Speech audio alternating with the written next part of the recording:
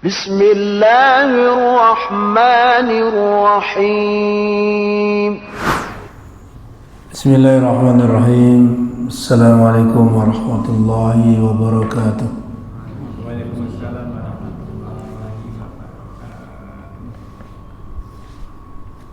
إن الحمد لله نحمده ونستعينه ونستغفره ونعوذ بالله من شرور أنفسنا ومن سيئات أعمالنا. من يهده الله فلا مضل له ومن يضلل فلا هادي له. وأشهد أن لا إله إلا الله وحده لا شريك له وأشهد أن محمدا عبده ورسوله. اللهم صل على محمد وعلى آله وصحبه ومن تبعهم بإحسان إلى يوم الدين. أما بعد.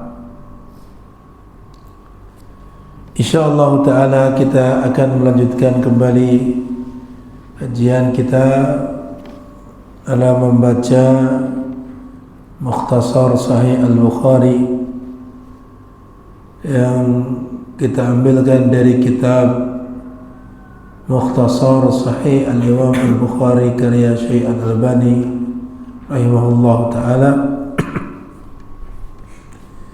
yang mana pada saat ini kita masih dalam Kitabul Iman, bab Al-Muslimu man salimal muslimuna min lisanihi wa yadihi. Bab tentang orang muslim yang hakiki adalah orang-orang yang orang yang muslim lainnya selamat dari lisannya dan tangannya. Muslim lainnya selamat dari lisannya dan tangannya. Kemudian beliau rahimahullah menyebutkan beberapa dalam bab ini, menyebutkan hadis Nabi sallallahu alaihi wasallam yang diriwayatkan dari Abdullah bin Amr. An Abdullah bin Amr an Nabi sallallahu alaihi wasallam qala, dari Abdullah bin Amr radhiyallahu anhuma dari Nabi sallallahu alaihi wasallam qala, beliau bersabda, al-muslimu man salima al-muslimuna min lisanihi wa yadihi wal muhajiru man hajara ma nahallahu anhu. Orang muslim yang hakiki adalah orang yang muslim lainnya selamat dari lisannya dan tangannya. Dan orang yang muhajir, orang yang berhijrah adalah orang yang menjauhi apa-apa yang Allah melarang darinya. Hadis ini adalah hadis yang menunjukkan tentang makna iman, bahwa makna iman itu tidak hanya terbatas amalan-amalan hati yang hubungannya dengan Allah, tidak pula hanya terbatas dengan amalan-amalan zahir yang hubungannya kepada Allah tabaraka wa ta'ala, tapi juga berhubungan dengan bagaimana muamalah kepada sesama manusia. Dikatakan di sini orang yang muslim yang hakiki adalah orang yang muslim lainnya selamat dari lisannya dan tangannya. Ini menunjukkan bahwa orang yang muslim adalah orang yang tidak mengganggu orang lain. Orang muslim yang sejati adalah orang yang tidak mendolimi, yang tidak mengganggu orang muslim lainnya. Ini berarti hubungan sesama manusia.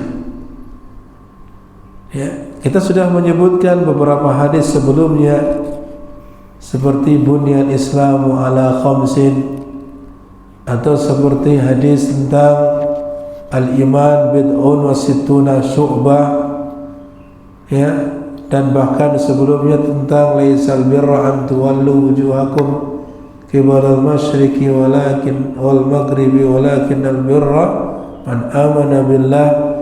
Yang pertama berhubungan dengan amalan zahir. Yang kedua termasuk di dalamnya amalan zahir, amalan batin. Demikian pula dalam ayat yang kita sebutkan tadi juga termasuk di dalamnya amalan batin yang wajib diimani dan juga amalan zahir yang hubungannya kepada Allah Subhanahu wa taala, hak-hak Allah. Adapun di sini, ya, sabda Nabi SAW, al-muslimu man salima al-muslimuna min lisanihi wa yadihi.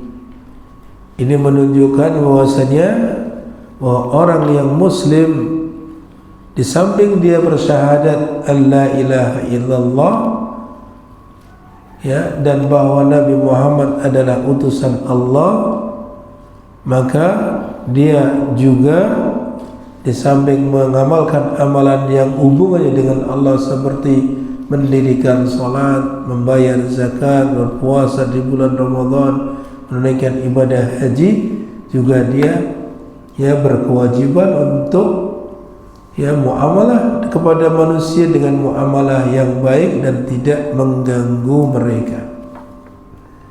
Dan ini termasuk bagian dari keimanan, bagian dari makna iman. Itu demikian. Kalau kita rinci makna iman, sebagaimana yang lalu mengandung 4 hal, adalah qaulul qalbi, amalul qalbi, qaulul lisani, dan amalul jawari. Apa saja? Pertama, qaulul qalbi, ucapan hati. Tadi disebut dengan aqidatul qalb. Kemudian yang berikutnya amalul qalbi, amalan hati seperti mahabbah, cinta, tawakal, ikhlas, dan seterusnya.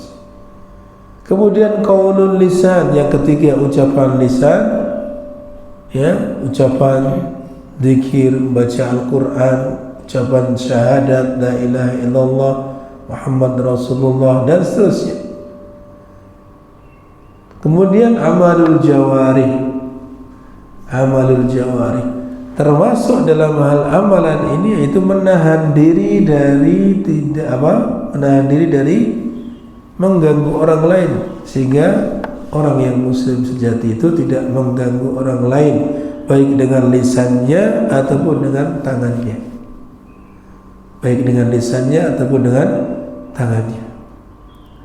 Faedah yang lain dari hadis ini terkait dengan larangan mengganggu orang lain, bahwa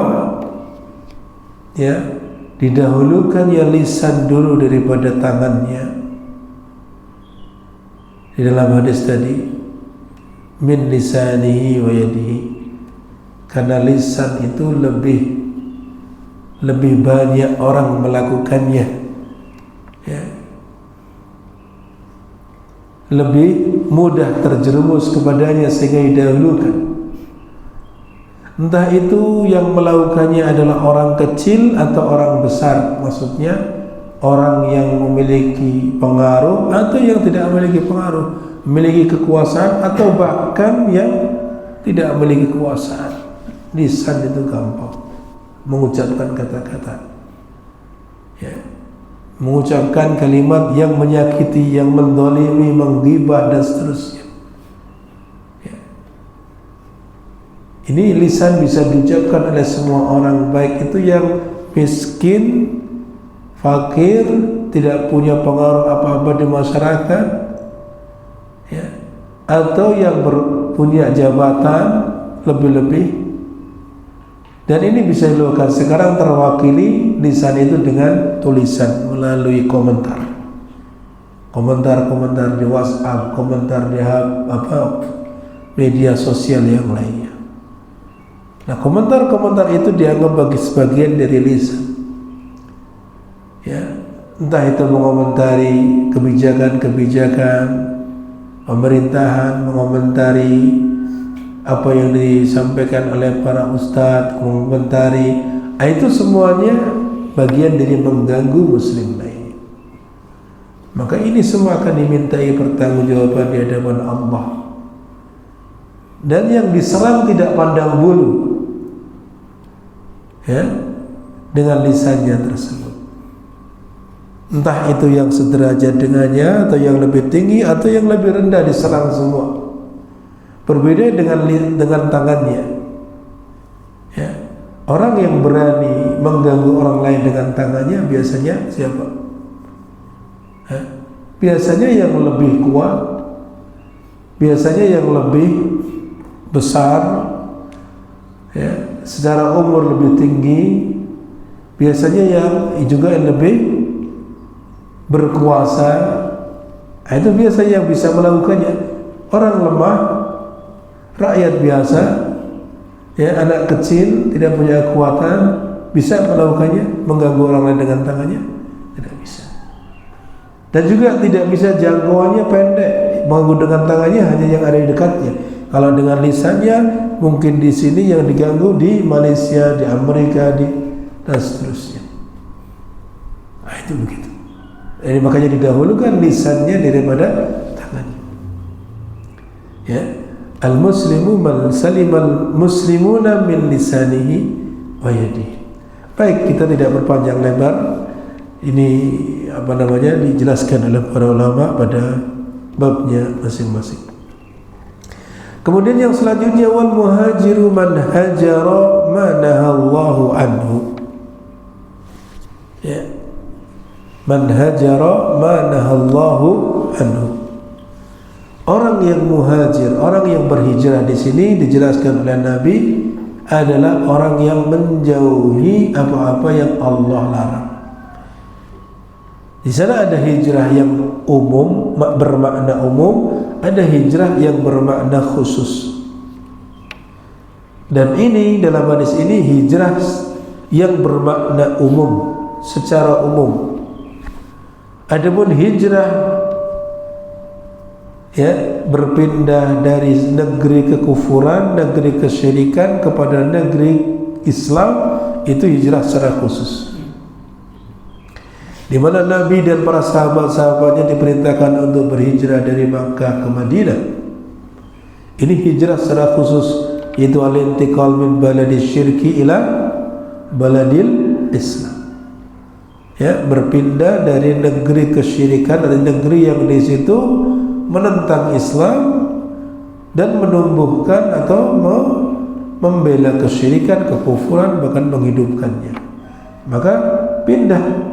Diperintahkan untuk berpindah. Kalau tidak mampu menegakkan Islam di situ, tidak mampu mengajarkan Islam, tidak mampu mengamalkan amalan Islam, maka pindah, hijrah ke negeri Islam, negeri yang di situ mudah untuk menghidupkan syariat Allah Subhanahu wa taala. Ini bersifat umum, bersifat khusus.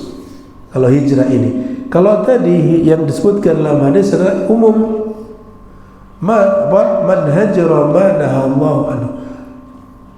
Orang yang menjauhi semua apa yang Allah larang. Berarti apa saja dari larangan yang dia tinggalkan, dia berarti muhajir. Disebut muhajir. Maka orang yang meninggalkan, ya, meninggalkan ghibah misalkan, maka dia berarti telah berhijrah. Meninggalkan, ya, berdusta karena tahu itu dilarang oleh Allah, maka ini juga muhajir, orang yang berhijrah.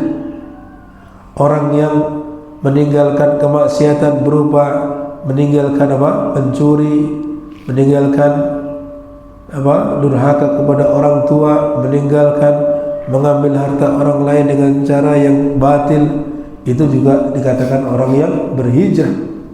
Berarti umum sifatnya, itu begitu. Al-muhajir man hajara ma nahallahu anhu. Ini bersifat umum. Kemudian selanjutnya yang berikutnya adalah babun ayyul islami afdal. Ya, ayyul islami afdal, Islam apa yang paling afdal? Maksudnya apa? Ya, ajaran Islam apa yang paling afdal? Amalan apa yang paling afdal di dalam Islam? Itu begitu maksudnya. Disebutkan hadis di sini di dalam bab ini, hadis Nabi SAW yang diriwayatkan oleh Abu Musa radhiyallahu anhu. Ya, dari Abu Musa radhiyallahu anhu, an Abi Musa radhiyallahu anhu qalu ya Rasulullah ayyul islami afdal? Qala man salima al muslimuna min lisanihi wa yadihi. Abu Musa radhiyallahu anhu berkata, ya, menceritakan, qalu, mereka sahabat-sahabat Nabi yang lain bertanya kepada Nabi sallallahu alaihi wasallam, ayyul islami afdal? Ya, ayyul islami afdal, maksudnya di sini yang paling afdal terkait dengan muamalah kepada manusia. Ya, muamalah kepada manusia itu apa yang paling afdal? Maka yang paling afdal dikatakan di sini adalah orang yang muslim lainnya selamat dari lisannya dan tangannya. Artinya muslim yang tidak mengganggu orang lain. Itu begitu. Muslim yang tidak apa? Yang tidak mengganggu orang lain. Maka di sini ketika dia menegakkan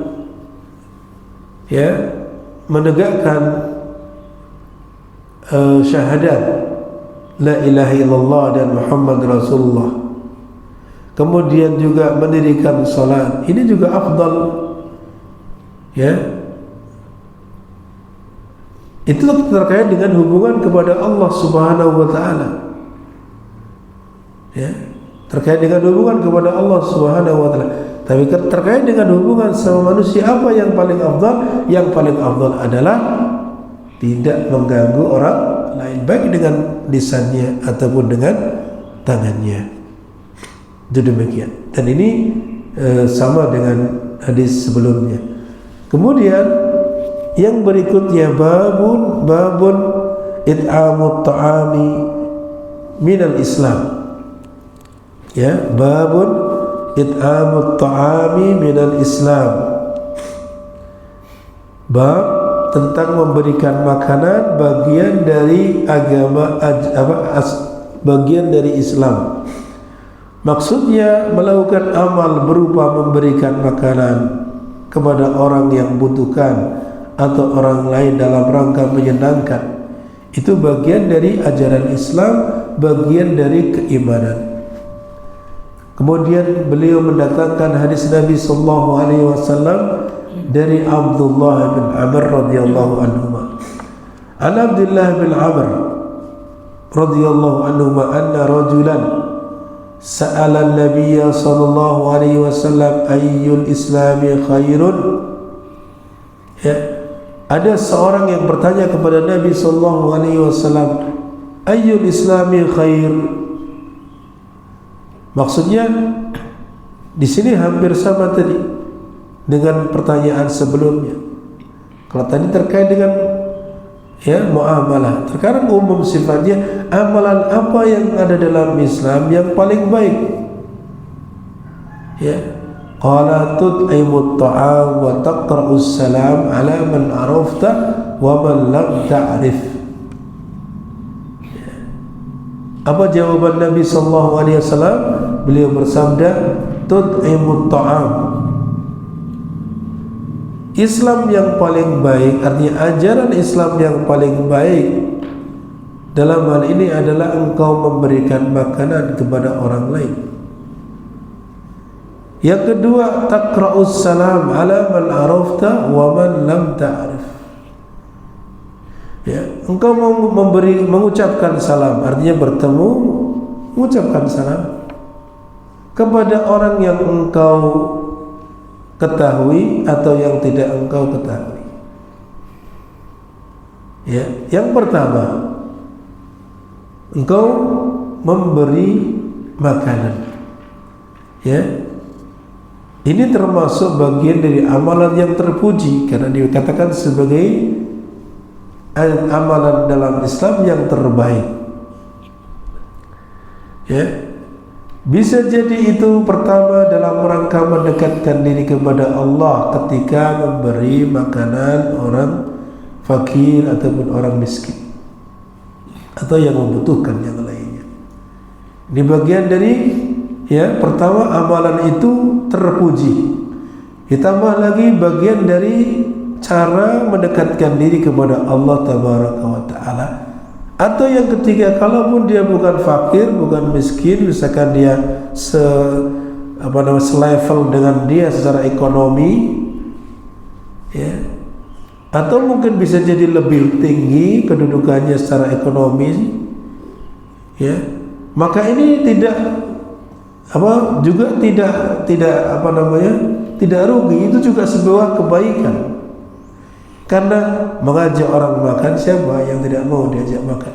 Apalagi makan sate, makan gulai, ya, makan makanan yang mengandung selera, menggugah selera. Ya, ayo bakar kambing, orang akan tergugah seleranya. Maka apa? Ini ketika mengajak orang lain, kira-kira orang itu akan menjadi gembira, ya, maka menyenangkan orang yang beriman, tidak ragu ini sebuah kebaikan. Perbuatan itu perbuatan yang terpuji, ya. Dan ini masuk dalam hadis tersebut, tud'imut ta'am, karena tidak menyebutkan hanya kepada orang fakir miskin saja, memberi makanan secara umum, baik itu yang membutuhkan atau mereka-mereka yang, ya, kaum mukminin pada umumnya. Itu demikian. Lalu yang berikutnya, taqra'us salam, engkau mengucapkan salam, yaitu salim, mengucapkan salam kepada siapa? Yang engkau ketahui dan yang engkau tidak ketahui. Maksudnya apa?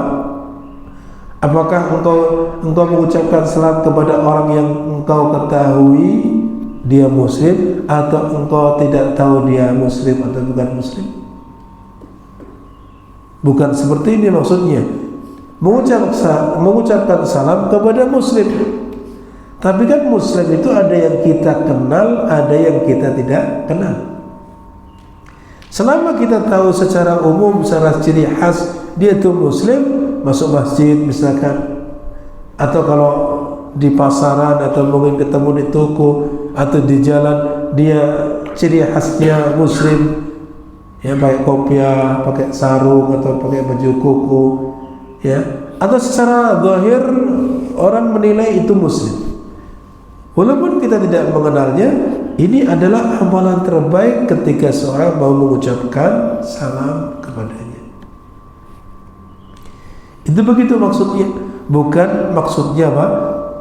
Tidak tahu dia muslim atau bukan muslim. Artinya dia sudah memastikan, sudah tahu betul itu muslim, walaupun dia tidak mengenalnya secara nama, tempat tinggal, dan seterusnya. Itu demikian. Jadi kita mengucapkan salam tidak hanya sebatas kepada orang yang kita ketahui, ya, itu demikian. Karena apa? Ketika seseorang itu mengucapkan salam kepada orang yang dia kenal ataupun yang muslim yang tidak dia kenali, ini menunjukkan mengucapkan salamnya itu ittiba'an li sunnah wa ihya'an li hadhihi syariah min sya'airil Islam. Tidak lain adalah engkau dalam rangka mengikuti sunnah dan juga menghidupkan syiar-syiar Islam. Akan tapi ketika kita atau seorang mengucapkan salam hanya terbatas kepada muslim yang dia kenali saja dan tidak mengucapkan kepada orang muslim yang tidak dia kenali, maka ini bukan karena ittiba' li sunnah, tapi karena gara-gara kenal, karena ada kedekatan dan seterusnya. Itu begitu. Dan ini kebanyakan ya yang diuji atau yang tertimpa kaum muslimin sekarang ini seperti ini. Jadi dia hanya sebatas mengucapkan salam kepada yang dia kenali saja. Yang musibah lagi, lebih parah lagi, yang dia kenali bahkan sebagai teman akrab saja pun tidak mau mengucapkan salam. Juga lebih parah lagi, kepada ustadznya juga tidak mau mengucapkan salam. Ini yang parah itu ya. Padahal apa? Ini amalan yang sangat besar, disebut sebagai ya oleh Nabi SAW amalan yang paling baik ya. Pada gurunya tidak mau mengucapkan salam, kepada orang tuanya juga tidak mau mengucapkan salam, kepada orang yang lebih tua maka ucapkan salam kepada mereka. Salam itu doa kebaikan, doa yang dianjurkan, di dalamnya terdapat pahala ya. Mengucapkan salam di samping mendapatkan pahala ya, maka dia juga akan mendapatkan apa? Mendapatkan balasan doa keselamatan. Kalau assalamualaikum itu sudah 10 kebaikan. Situ doa, satu doa. Semoga Allah berikan keselamatan kepadamu ya. Yang kedua, ditambah assalamualaikum warahmatullah, maka tambah kebaikannya 20 kebaikan ya, 20 kebaikan. Maka apa? Doanya juga dua, semoga Allah memberikan keselamatan dan kasih sayang atau rahmat kepadamu. Wa barakatuh, ini tambah lagi pahalanya 30 ya. Wa barakatuh, semoga Allah berikan keberkahan kepadamu.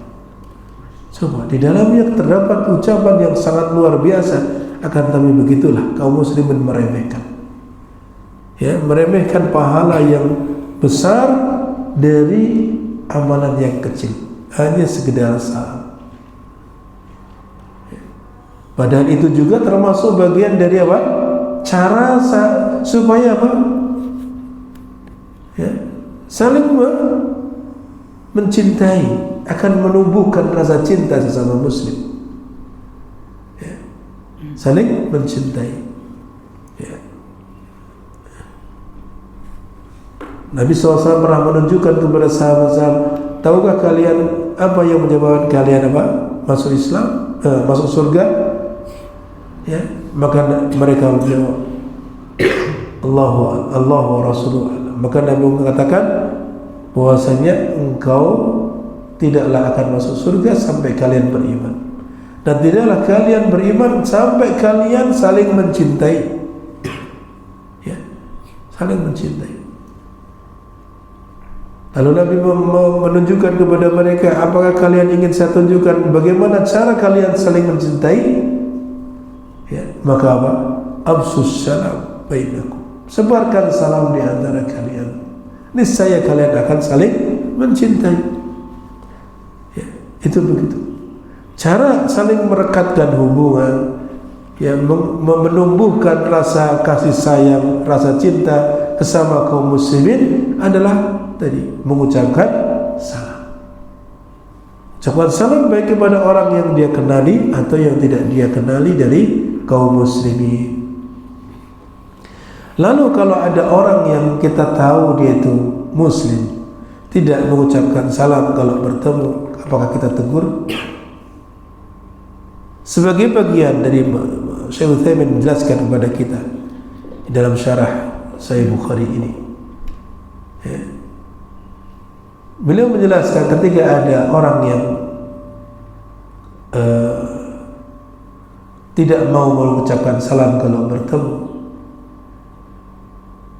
yang pertama, kalau dia penuntut ilmu, maka kita tegur ya, kita ingatkan ya, bahwa dia telah meninggalkan sunnah Nabi sallallahu alaihi wasallam.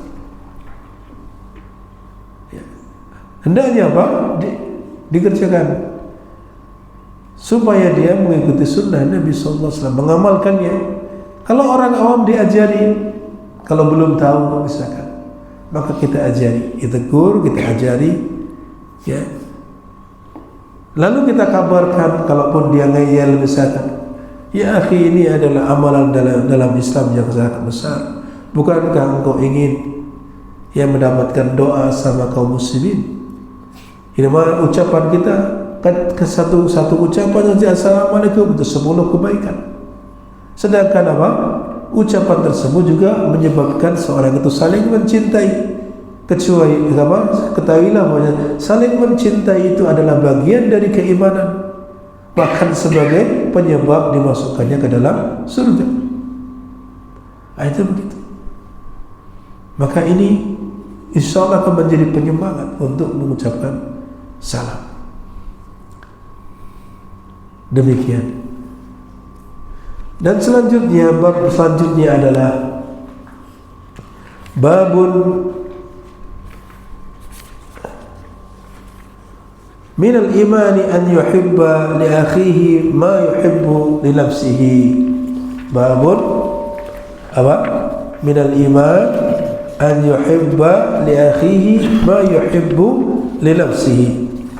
Bab, ya, termasuk dari keimanan adalah engkau mencintai untuk saudaramu apa-apa yang engkau mencintai untuk dirimu sendiri.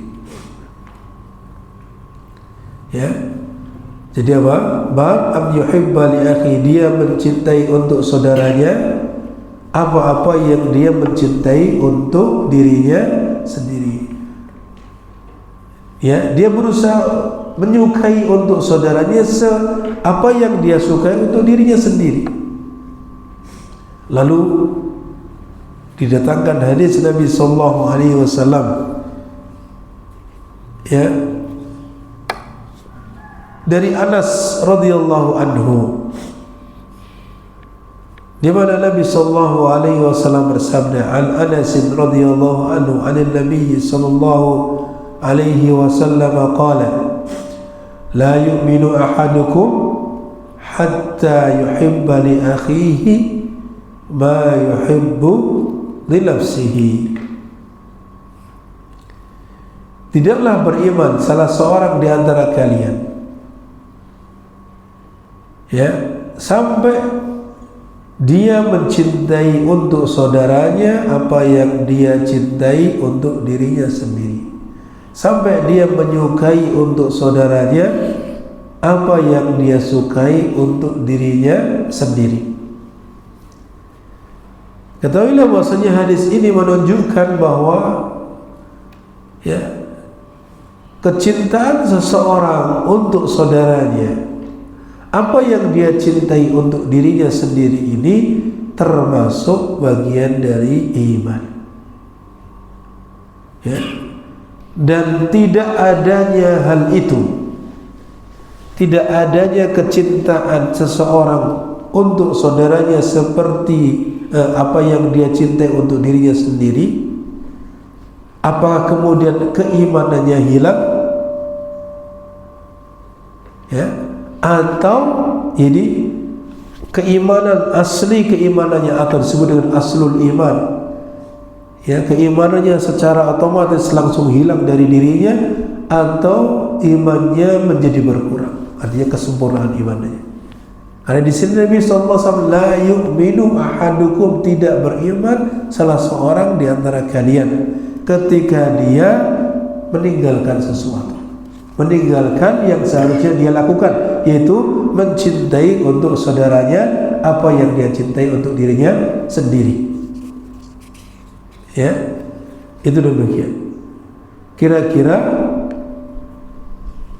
ya, hal ini menunjukkan imannya akan hilang atau kehilangan apa? Sempurnanya. Di sini maksudnya adalah tidak hilang secara keseluruhan aslul imannya, tapi imannya menjadi tidak sempurna.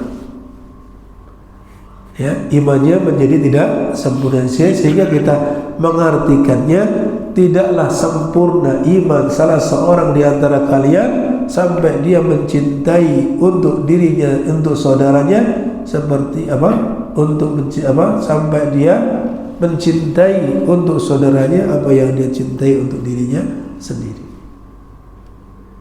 Jadi maksud daripada tidak beriman di sini tidak sempurna imannya. Oleh karena itu di antara faedahnya dari hadis ini, hendaknya seorang manusia itu, seorang muslim itu bermuamalah kepada sesama manusia dengan muamalah yang seperti ini. Jangan sampai kita bermuamalah kepada manusia yang tidak mereka sukai. Engkau sendiri tidak mau, ya, kita ingin dihargai, maka hargai orang lain. Kita ingin dihormati, maka hormati orang lain. Ya kan? Kita ingin diperlakukan seperti ini, maka perlakukan hal yang sama kepada orang lain. Kita tidak ingin dibuli, apa orang lain juga mau dibuli? Ya tidak. Seperti itu. Kalau kita tidak ingin dibuli, jangan bully orang lain, jangan merendahkan orang lain. Ya, itu demikian. Ini muamalah yang baik. Sehingga disebutkan dalam hadis yang lain, ya, dalam hadis Muslim, di mana Rasulullah SAW bersabda, "Man ahabba an yuzahzaha 'anil nar, ya, wa yadkhulal jannah." Siapa yang ingin, siapa yang suka diselamatkan dari api neraka dan dimasukkan ke dalam surga,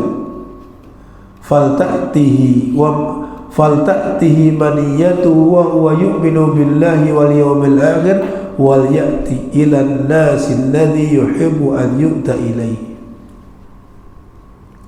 Ya, falta'tihi maniyatuhu, kematiannya menjemputnya atau datang kepadanya, dan dia dalam keadaan beriman kepada Allah dan beriman kepada hari akhir,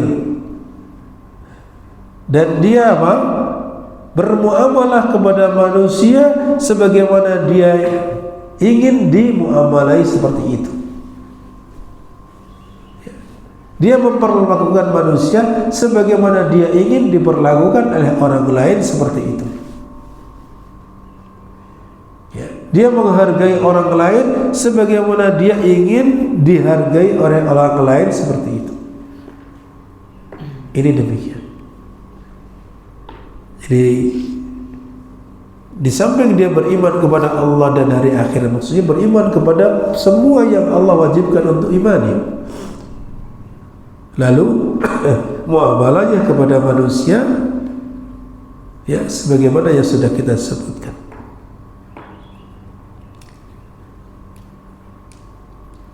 Terkait dengan ini,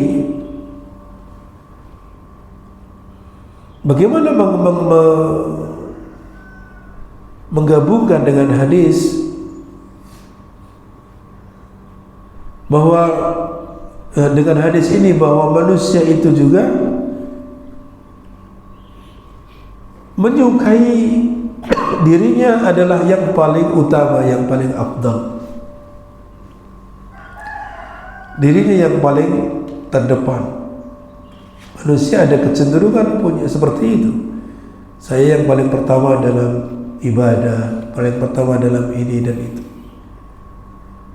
Maka jawabannya adalah hal ini tidaklah saling bertentangan, tidak saling menafikan. Bahwa seorang mencintai untuk saudaranya, ya, minat taqaddum, dari kebaikan-kebaikan seperti apa yang dia cintai untuk dirinya sendiri dan tidak berbuat hasad kepadanya.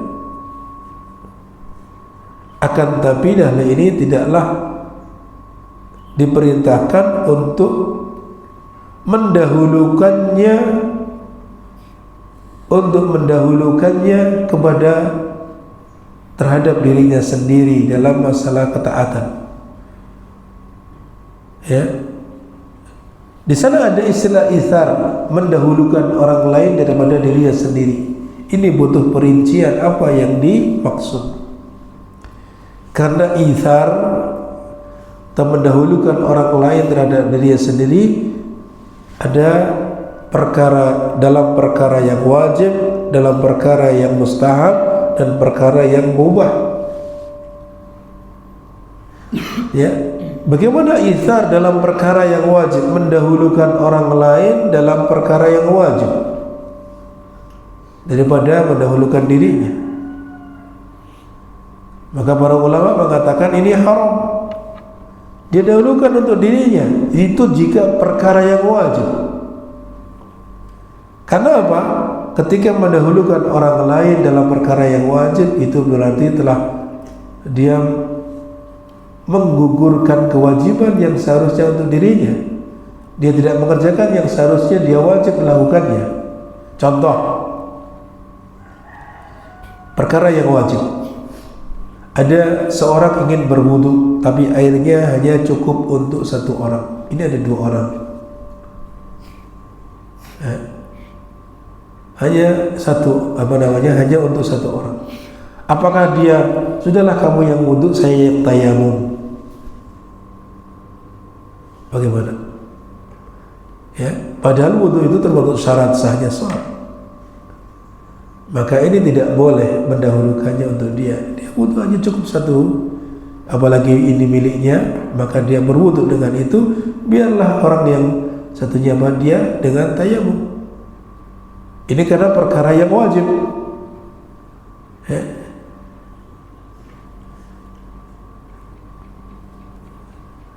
Ya, perkara yang wajib. Itu berwudu dengan menggunakan air. Sedangkan itsar yang mendahulukan orang lain itu hukumnya sunnah. Lalu berikutnya juga, jika perkara itu adalah perkara yang mustahab seperti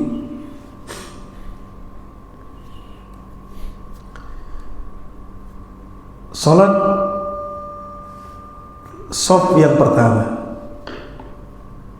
ya, salat di shaf yang pertama, lalu dia datang dua orang, shaf yang pertama tinggal cukup hanya satu orang, ya, cukup satu orang. Apa kemudian dia memadukannya, kamu depan saja, atau dia yang maju? Ya, maka dalam hal ini dia tidak boleh, ya, tidak boleh mengitsar kepada yang lain. Ya. Maka apa? Engkau yang maju, karena itu adalah bagian dari mendekatkan diri kepada Allah Subhanahu wa ta'ala. Sedangkan dia statusnya sama, maka dia dahulukan untuk mendapatkan kebaikan yang lebih banyak, karena shaf terdepan lebih utama, di belakang imam itu lebih utama daripada sebelah kanannya, lebih sebelah kirinya, kemudian sebelah kanannya lagi, kemudian sebelah kirinya, itu yang utama. Kira-kira di belakang ini masih kosong, ayo kamu saja. Ya. Padahal dia ahli qiraah, artinya tentunya dia juga harus merasa, saya ini punya hafalan banyak atau tidak. Saya ini kalau imam salah, saya bisa benarkan atau tidak. Ya. Kalau imam misalkan batal, saya bisa gantikan imam atau tidak. Itu harus juga punya perhitungan. Jangan sampai kemudian asal saja. Nanti imam salah, tidak ngerti apa-apa, tidak bisa melakukan apa. Maka ini harus juga tahu diri, maksudnya memposisikan diri. Karena yang di belakang imam adalah dianjurkan oleh Nabi SAW dan mereka yang memiliki ilmu, supaya ketika ada kesalahan terjadi pada imam, dia bisa membenarkan atau mengganti posisi imam. Karena imam juga manusia, ya, manusia, terkadang salah, terkadang lupa. Bahkan Nabi SAW juga pernah salah, pernah lupa di dalam salatnya. Salat asar 2 rakaat, ya, atau salat zuhur 2 rakaat. Maka ini menunjukkan apa? Bisa lupa, manusia itu bisa lupa. Oleh karena itu, yang terbaik di belakang imam adalah orang-orang yang memiliki ilmu yang bisa menggantikan imam atau yang bisa menegur imam. Jadi demikian. Jadi kalau ada di belakang imam, mana yang dahulukan, maka dia. Kalau tidak ada orang lain, tidak, kamu saja.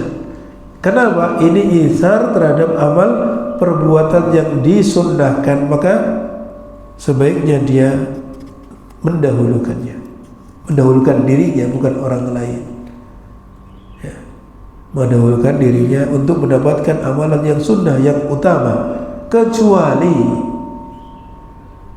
dia bersama bapaknya. Nah, bapaknya itu yang didahulukan sebagai bentuk menghormati orang tua. Atau orang yang ditokohkan, kalau dia tidak didahulukan maka nanti tersinggung, atau hal-hal yang lain, misalkan orang yang berilmu, seorang ustaz besar datang, dahulukan, atau tokoh ya masyarakat datang, itu tidak diacuhkan mentang-mentang dia penghuni masjid, sudah terserah mau sholat di mana anda, hormati, muliakan, ya, itu demikian. Jadi itsar kepada wajib, itsar kepada amalan sunnah itu tidak dianjurkan. Yang boleh adalah perkara-perkara yang mubah, itu itsar, ya, demikian. Kaitannya dengan hadis tadi, la yu'minu ahadukum hatta yuhibba li akhihi ma yuhibbu li nafsihi.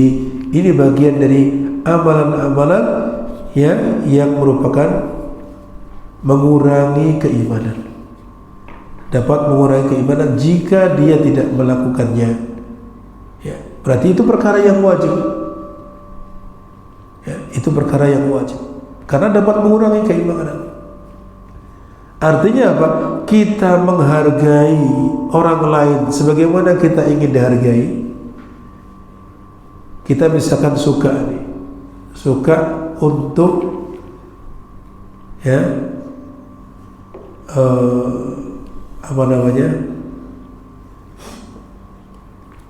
mendapatkan pujian, atau suka untuk diucapkan salam, maka orang lain juga kita hargai, dia juga butuh, tidak kita saja. Kamu ketemu saya kok tidak mau salam?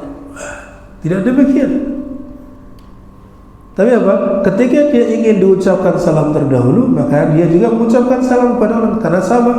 Apalagi selevel misalkan, kecuali orang satu dengan orang banyak, maka yang mengucapkan satu kepada yang banyak.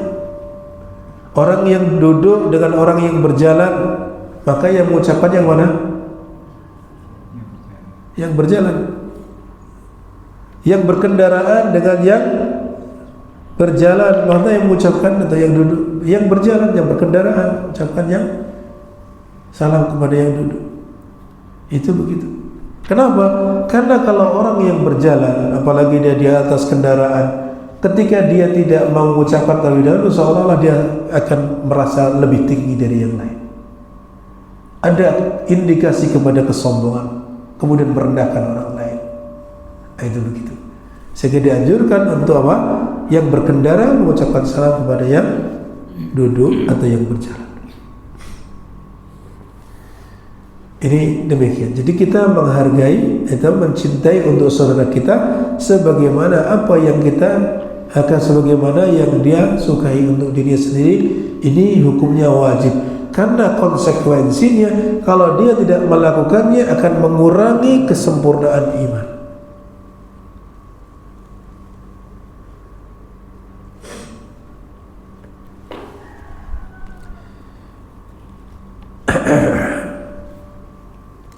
Baik, barangkali ini yang dapat kita bahas untuk hari ini. Mudah-mudahan bermanfaat. Mudah-mudahan kita bisa lanjutkan di hari Senin, insyaallah taala. Kita jauhkan dengan kafaratul majlis. Subhanakallahumma Wabihamdika asyhadu an la ilaha illa anta astaghfiruka wa atubu ilaik. Assalamualaikum warahmatullahi wabarakatuh.